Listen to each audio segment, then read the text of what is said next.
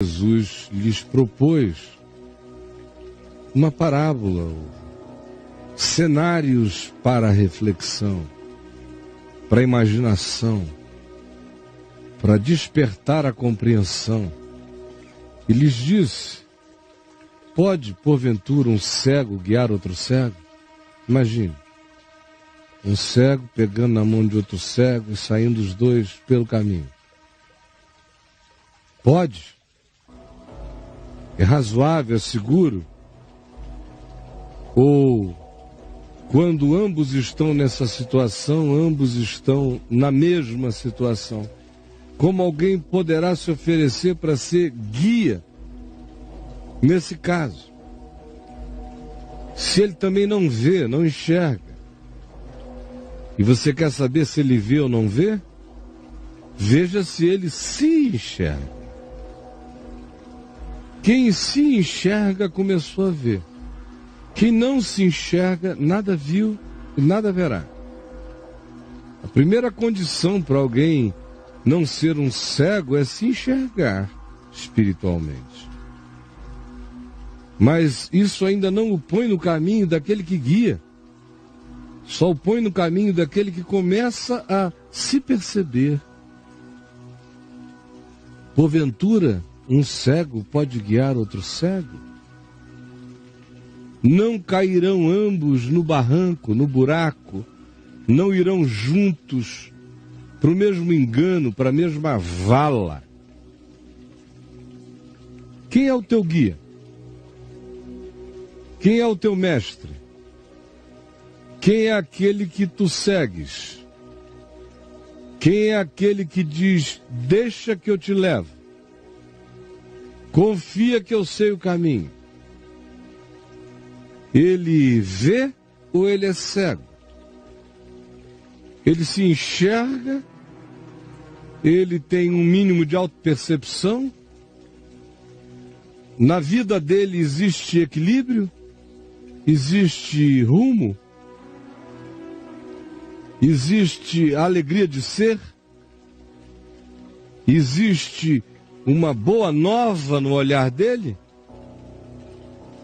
Para que seja guia de alguém, tem que ser no mínimo assim. Do contrário, cairão ambos ou todos no barranco. Imagine agora aqueles a quem você vem seguindo todos esses anos. Você ainda tem coragem de se perguntar por que você vai me escrever hoje de um lugar profundo no abismo? Por que você vai falar comigo hoje de um lugar profundo na queda do barranco? Na vala onde você está? Foi porque você decidiu seguir ao cego. É como dizer às trevas: pastoreia-me. Jesus disse inapelavelmente: o caminho desse que se deixa conduzir pelo indivíduo que é cego de cobiça, cego de ganância, cego de capricho, cego de ambição, cego pelo poder, cego de vaidade, cego de volúpia, cego de lascívia, cego de desejos e de paixões carnais. É esse que te guia? Esse que ama o dinheiro acima de todas as coisas e cultua o seu ego como um narciso entronizado? É este que te guia? Cairão ambos no barranco. É o vaticínio de Jesus, é como a lei da gravidade será inapelável. A quem que você segue?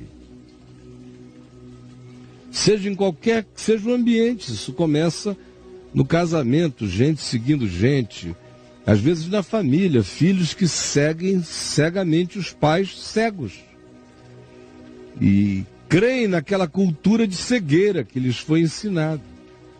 Outras vezes é no ambiente religioso. É o mais comum aqui entre nós, cegos guiando os cegos, é o caso em questão para Jesus. Outras vezes é o ambiente pseudo-fraterno, onde alguém entrega a liderança da sua vida a um amigo mais experiente, a um guia, que não passa de um cego. E aí tudo joga no final, todos no mesmo lugar, no mesmo abismamento. Jesus disse: o discípulo não está acima do seu mestre. Se o seu mestre é cego e você é um cego, você já viu o que é. Se o seu mestre vê e você aprende com quem vê, você verá. Mas o discípulo é alguém que tem que ter alguém que o inspire, ele não está acima. Um discípulo que diz: vou aprender contigo olhando assim de cima para baixo, só está cumprindo um rito de falsa humildade, mas você lhe conhece de longe a presunção ou a insinceridade. Mas quando se trata de um discípulo que aceita, que entende, que crê que aquilo que daquele instrutor procede é algo que tem toda a harmonia com o espírito da vida, ele olha e cresce, porque todo aquele que for bem instruído, ao invés do cego levado pelo cego, agora é alguém que tem um mestre que o instrui bem, que o instrui no Evangelho, que o instrui na palavra, que o instrui na realidade, que o instrui na verdade da boa nova revelada e encarnada em Jesus. Todo aquele que for bem instruído por alguém assim, se tornará como seu mestre. No caso de receber a instrução de Jesus, direto de Jesus, e receber a instrução direto de Jesus não é cruzar as pernas, entrar num transe e ficar invocando o espírito do Emanuel ou do Yoshua, nada disso. Aprender do espírito de Jesus e direto de Jesus é ler o Evangelho. Leia. Eu aprendi o Evangelho direto de Jesus e aprendo cada dia mais, direto de Jesus. Cada dia mais é a Ele que eu ouço. Como o Pai disse, a Ele eu ouvi. E quanto mais eu sou instruído por Ele, no espírito do Evangelho, mais eu me torno como Ele. Mas cada um de nós se tornará como mestre. Por que nós somos tão a outra coisa em relação a Jesus? Por que nós somos tão anticristos em relação a Jesus? Por que nós somos tão anti-evangelho em relação à verdade ensinada e encarnada por Jesus? É porque não foi dele que nós aprendemos. Nós não viemos até aqui guiados por ele. A maioria chegou aqui guiados por cegos. E quase todos terrivelmente mal instruídos. Por isso ninguém fica parecido com o mestre. Mas quanto mais você receba a instrução direta dele, do Evangelho simples, e absorva dele, não de misticismos, nem de terceiros, nem de ninguém, mas direto dele, mas você vai se tornar como seu mestre. Cada vez mais assim será. E uma coisa que imediatamente acontece quando os nossos olhos começam a ser iluminados, como eu disse há pouco, é que o indivíduo começa a se enxergar. Aí ele entende o que Jesus diz aqui a seguir. Por que vês tu o argueiro no olho do teu irmão, aquele pó de madeira, aquele cisco que entrou ali nele, porém não reparas na trave que está enfiada dentro do teu próprio olho? como é que tu vais poder não ser cego se tu és o ente que carregas uma trave no olho enquanto procuras cisco no próximo? Nunca serás como Jesus. Como poderás dizer a teu irmão: deixa, irmão amado, que eu tire o cisco do teu olho, não vendo tu mesmo a trave, a lança enfiada no teu olho? Tu te ofereces para ser oftalmologista do teu irmão cego, enquanto tu és mais cego que a cegueira. Hipócrita! Tira primeiro a trave do teu olho, enxerga-te, salva-te, ajuda-te, e então verás claramente para tirar o cisco que está no olho do teu irmão. Mas o trabalho inteiro começa comigo arrancando a trave do meu, me enxergando e admitindo as proporções. Eu é que carrego uma trave na cara, um pau na cara. Meu irmão tem um cisquinho. Quem quer guiar alguém tem que começar a se enxergar.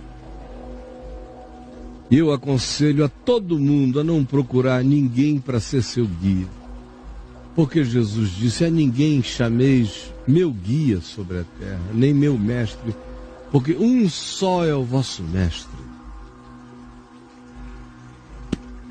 Eis a palavra do único mestre. Está aqui. Não me refiro à Bíblia toda. A Bíblia dá testemunho desse mestre Senhor. Agora, as palavras que saíram da sua boca e a vivência da sua encarnação acerca de cada coisa que disse e ensinou, equivale a aprender direto dele, equivale a andar com ele todo dia. É assim que a gente atende a voz dele que diz: vem tu e segue-me. A quem que você está seguindo? Me diga. A quem que você segue?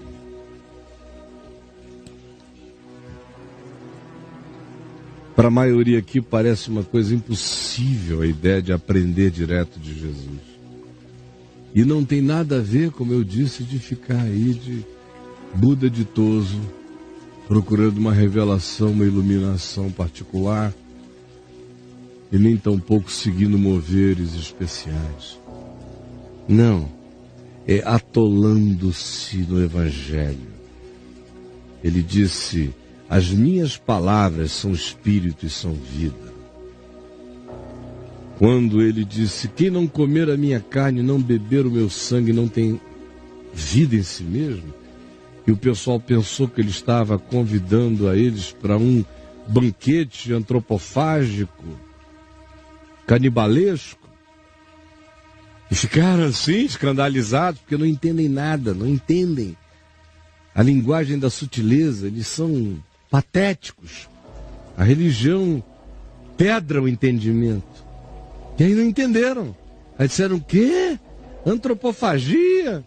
Jesus disse: não, mas se quiserem ir embora, pode ir todo mundo. Eu não estou precisando, não sou candidato de ninguém a nada. Podem se retirar, mas fiquem sabendo, não estou falando disso, não estou falando de comer dedo, carne, de materialidade. Eu estou falando que não tem nada mais direto em relação a mim do que comer a minha carne e beber o meu sangue, que também não é comer o pãozinho da Eucaristia, nem aquele cálicezinho da sua religião, também não. Comer a minha carne e beber o meu sangue, ele diz, é comer a minha palavra, é absorver o Evangelho. A carne para nada aproveita. As minhas palavras, que eu não preciso procurar o eco, elas estão registradas. As minhas palavras vivas são espírito, no entendimento, são presença viva de Deus. A palavra e o Espírito são um. Que esse seja o seu mestre, seja Jesus o único guia e mestre, único Senhor, único bispo e único apóstolo das nossas almas. Quer mais? Tudo direto. E você quer triangular por quem, seu idólatra? Jesus nos salva dessa horrível idiotice que nos faz escolher o tempo todo contra nós e não em nosso favor, que nos faz escolher intermediários ao invés de termos um vínculo contigo, que nos faz eleger guias e gurus ao invés de aprendermos do Evangelho do Mestre todo dia, para nos tornarmos como Ele, iguais a Ele, porque aquele que for bem instruído pela palavra e pelo Espírito, tu disseste, será como o seu mestre, como aquele que o instrui, ganhará sua natureza, ganhará o seu caráter, ganhará sua graça, ganhará sua beleza, ganhará sua autoridade, ganhará o seu poder. Que o Evangelho não seja detido em nós, que ele siga o curso, que complete em nós cada dia a realidade de uma boa nova maior, em apropriação pacificada no nosso coração. Em nome de Jesus. O nosso tempo está curtinho. Vídeo do pastor aí com as ovelhinhas andando. Aquele ali? Isso, pessoal do Cadê, Sami? da Cadê, Sami? Enquanto o Braulio lê, vai, Sami. Caio Fábio, eu sou totalmente a favor ao seu comentário em relação ao vídeo do pastor maligno. Coloca as pessoas para segui-los como cães. Tá aí. E nós estamos vendo o vídeo agora. Mas, Caio, pergunta, como ter equilíbrio em relação ao que diz Hebreus 13, 17? Obedecer aos vossos pastores, porque darão conta das vossas almas no dia do Senhor. Simples, né, meu amigo? É obedecer aos que andam segundo o Evangelho. É porque isso aí não é... Não tem nada a ver com o Evangelho. Então o que o pessoal é tão pagão que eles obedecem a um cargo que foi dado de homem para homem. Não obedece a uma postura. Não, e outras vezes o cargo nem foi dado de um outro para esse indivíduo. É o próprio cara que abre uma porta e diz... Eu sou ungido, venha cá e me obedeça. Aí entra Encarreguei. Foi autoencarregamento. Autoencarregamento. Então, pelo amor de Jesus, a gente só obedece, não tem que conciliar. Deixa entrar na tua cabeça de vez, em nome de Jesus. Vem pra cá, Sami. Entra, deixa entrar na tua cabeça de uma vez, em nome de Jesus. A gente está aqui apenas para obedecer ao Evangelho. Se meu pai me mandar desobedecer ao Evangelho, eu desobedeço meu pai. Se minha mãe mandar eu desobedecer ao Evangelho, eu desobedeço minha mãe. Se a minha mulher implorar para eu desobedecer ao Evangelho, a minha mulher vai se frustrar até morrer, porque eu obedecerei ao Evangelho. Eu não obedecerei a nada, nem a presidente nenhum, nem a ditador nenhum, nem a ninguém que me mande andar contra o Evangelho. É nesse sentido que eu tenho que entender a vida. E depois que eu entendo a vida assim, não existe mais dúvida sobre nada e nem ninguém. E aí você começa a ficar realmente livre. Antes disso, você é só escravo. Vamos lá. Mas tem que saber se aquilo ali é um pastor. Né? Não, e daí? Mas mesmo que seja, todos os pastores que entraram na minha vida eram homens sérios. Eu fui pastoreado pelo reverendo Antônio Elias, que nunca, meu Deus, era um indivíduo que trabalhava para que o ser humano fosse preservado na sua dignidade humana em tudo. Reverendo David Glass, um gentleman, um homem fino de Deus, um cavalheiro do reino de Deus. É mesmo, cara? Meu pai, a figura de espírito apostólico. Nunca ninguém me sugeriu que eu fizesse absolutamente nada que não fosse Evangelho. E se sugerissem, iriam me perder de vez, porque eu não obedeceria. Eu não obedeceria nem antes de eu me converter, porque antes de eu me converter eu já sabia o que o Espírito de Cristo, em que direção o Espírito de Cristo ia. Eu já sabia antes de me converter que o que não era amor não era de Deus. Que o que não promovia saúde não era de Deus. Que o que era coibição da liberdade individual do indivíduo não era de Deus. Eu sabia antes de me converter que todo preconceito era diabólico, qualquer que fosse. Qualquer tentativa de separar na terra o joio do trigo, eu já tinha entendido desde criança que era pecado. Porque todos nós somos iguais e porque diante de Deus não há acepção de pessoas. Eu já nasci sabendo disso. Então, querido, mesmo que tivessem me pedido, eu jamais iria. Agora, como homem adulto e convertido, eu passei a vida recebendo milhares de propostas e de pessoas tentando ver se me cooptavam na direção daquilo que não era o Espírito de Cristo, daquilo que não era o Evangelho. Eu sempre preferi ficar sozinho. Sempre achei que a minha solitude, acompanhada de coerência e do Espírito de Jesus em mim, me fazia uma multidão, ainda que o mundo todo viesse contra mim. É simples assim, o resto não precisa mais nem pensar. Já está instalado, já é um software rodando no teu espírito de dia e de noite, não há mais questões a respeito. Não as tenham, pelo amor de Deus.